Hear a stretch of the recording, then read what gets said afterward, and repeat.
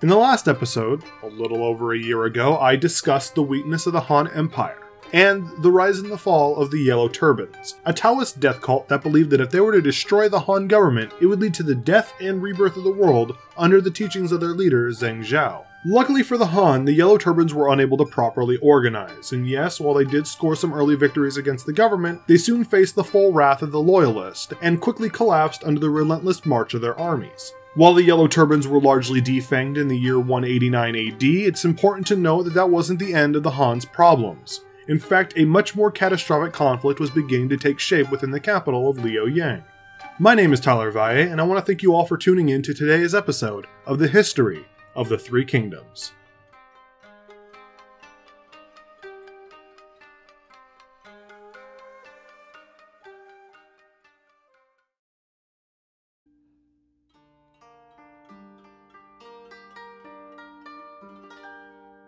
The best way to tell this chapter of our story is to talk about the rise of its most central figure. That's why today's episode is largely going to focus around one man, He Jin.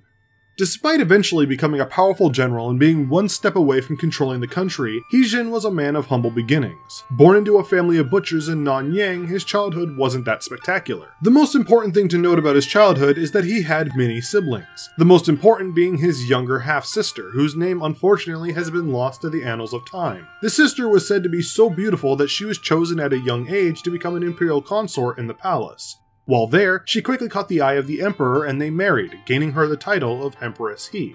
After the marriage, He Jin followed his sister to the palace where he enlisted himself in the military, and quickly began to rise through the ranks.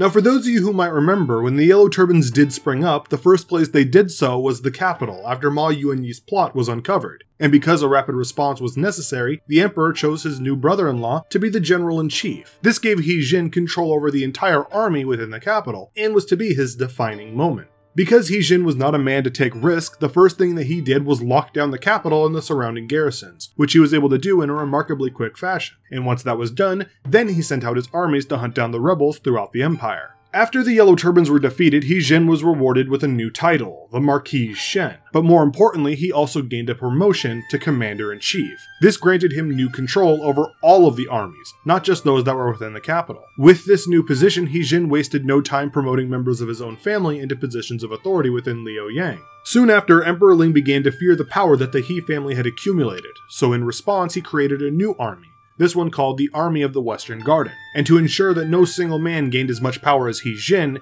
he instead chose to put 8 colonels in control, with the leader of them being one of his most trusted eunuchs. But this wasn't just any eunuch. His name was Shou, and he was a member of the infamous 10 Attendants. This effectively split the military power of the Han between the He family and the long-standing eunuch faction. For those of you who may be unaware, the eunuchs were the civil servants of the emperor, as it was tradition for him to use them in his daily political life. And while castration was a form of punishment in ancient China, it's important to note that the Imperial Court eunuchs were not castrated for this reason. Rather, it was done as a precaution. It was believed that if the eunuchs were unable to bear heirs, they would have no desire to overthrow the emperor to establish their own dynasty. So despite the fact that they were selfish, conniving, and corrupt, and, in my opinion, evil, they were not criminals, at least not in the official sense. During their long history of service to the emperor, the eunuchs also were no stranger to political discourse and political disagreements within the imperial court, and sometimes these disagreements could get out of hand. Some might attribute this to the conniving nature of the eunuchs, but I disagree. I think this was simply just disagreement that, again, sometimes got out of hand. China was kind of crazy like that. What most people don't seem to realize is that the imperial court was not a unified governing force. It wasn't just the emperor making decrees and then everybody else listening to him. Rather, it's much like many of the governments of today, with many different branches, except all those branches sat in one room to argue their case in front of each other.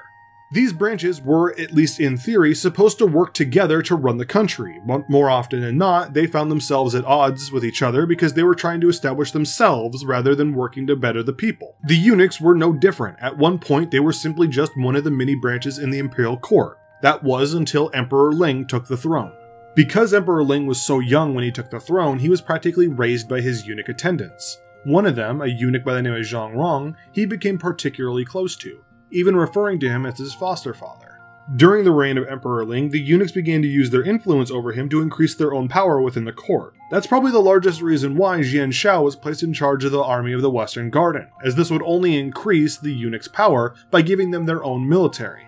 However, the original intention of the army of the Western Garden was simply to keep He Jin under control and to stop him from consolidating all military power. And for a while, that worked. Until 189, when Emperor Ling died. Now, during a time where the Han was weak and the power was split between two factions that didn't always get along, the last thing that you would want is for the Emperor to die without a proper heir.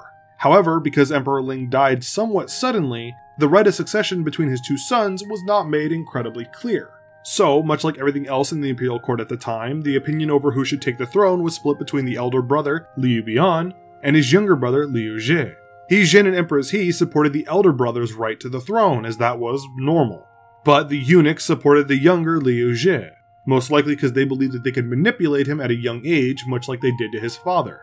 However, because the eunuchs had no official right to interfere in the plan to instate Liu Bian as the emperor, they began to plot behind the scenes to kill him instead. But before they could do that, they would need to kill his protector, meaning that they would need to draw up a plan to kill He Jin.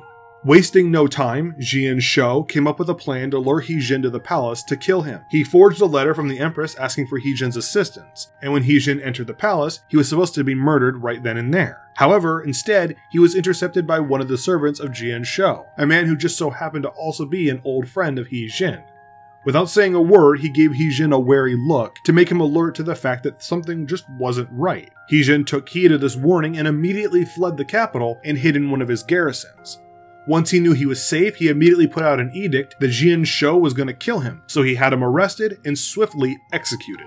With the removal of Jian Shou, and with the aid of another colonel of the army of the Western Garden, a man by the name of Yuan Shao, He Jin was able to consolidate all military power by dissolving the army of the Western Garden into his own. Once again, the He family took in control of the entire military and had no one in the capital that could oppose them.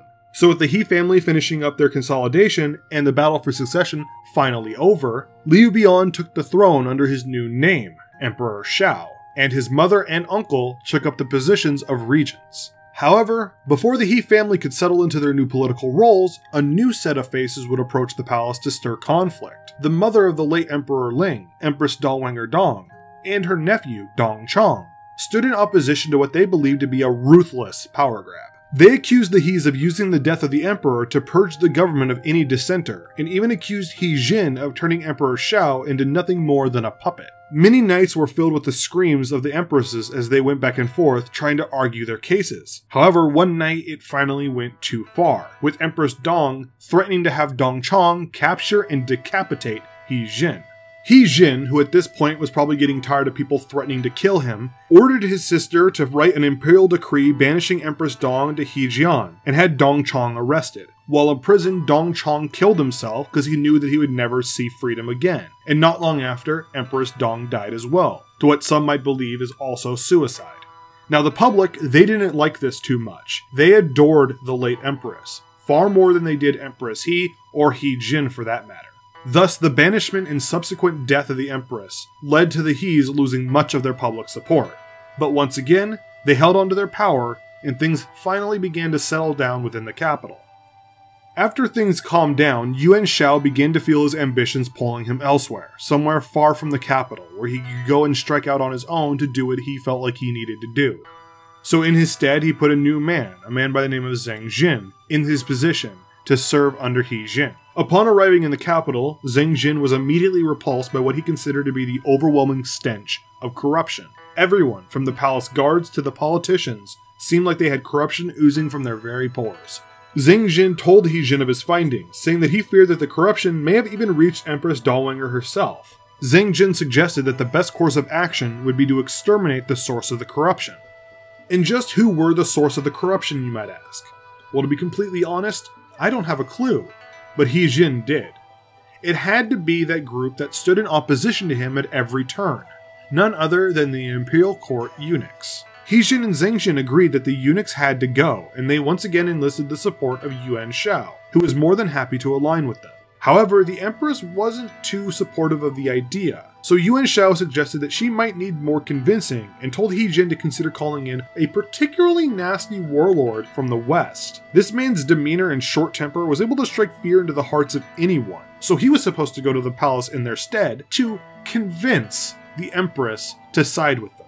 As for the eunuchs, well, they didn't survive this long on luck alone. They sensed that He Jin was plotting something against them, so they immediately called for a meeting with He Jin, where they begged for forgiveness for their past transgressions. Yuan Shao had the bright idea to tell He Jin that they should immediately be killed, but He Jin, fearing that if he were to kill the eunuchs without evidence of their crimes, would lose all of his public support and may even spark another rebellion, refused, a decision that he would soon regret.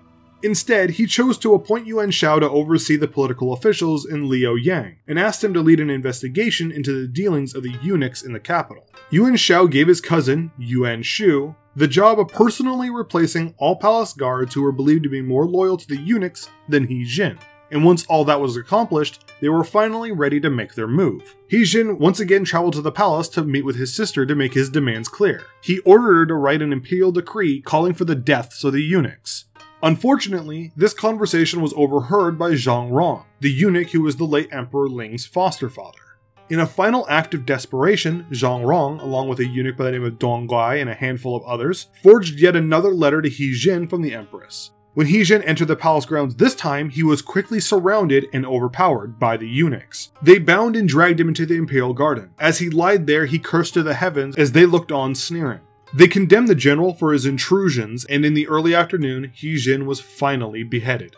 The eunuchs, I gotta tell you, I think they overestimated the amount of control over the situation that they found themselves in, and in a final act of disrespect to He Jin, they threw his head over the palace walls. What they clearly didn't know was that standing on the other side was Yuan Shao and Yuan Shou and just about every single soldier and military officer that they controlled. And I gotta say, they were none too happy to see their ally dead, and they made it known. They immediately stormed the capital and began to massacre the eunuchs without mercy. The palace fell into utter chaos. The soldiers were even given the order, kill any man with a beard or mustache. It became so hectic that many young men and boys were forced to show their genitals to prove that they were not eunuchs. And in the end, over 2,000 eunuchs were slaughtered in the palace, whether or not they had anything to do with the same villainy as the 10 attendants. In the midst of the confusion, a handful of eunuchs, now being led by Dong Guai, that's why I mentioned him earlier, kidnapped the young Emperor Shao and his brother, Prince Ji, and fled the capital. Yuan Shao was quick to catch them. He sent out his best men to hunt them down and rescue the brothers. Dong Guai reached a raging river, but standing on the other side were Yuan Shao's men. He turned to go in another direction and he saw yet more troops coming up, this time carrying a slightly different banner that he didn't completely recognize. Realizing that there was no escape, the eunuchs began to throw themselves into the raging river to their deaths, allowing the brothers to escape into the care of this new mysterious army. Back at the capital, Liaoyang was on the verge of collapse. The city had fallen into utter chaos. The citizens had used this chaos to begin to riot against the Han, the eunuchs, the invaders, Yuan Shao, and the violence. They were getting sick and tired of being mistreated. They just wanted to live their lives, and the Han weren't allowing that. Standing outside of the gates was a fresh-faced army being led by an inspector from the Bing province, an elderly man by the name of Ding Yuan. And standing on the horizon stood a second army, being led by a Western warlord that I mentioned earlier, a man that Yuan Shao had called in to support the removal of the eunuchs, a ruthless leader with a cruel demeanor and a short temper. His name was Dong Zhuo, and standing at his side were the young emperor and prince.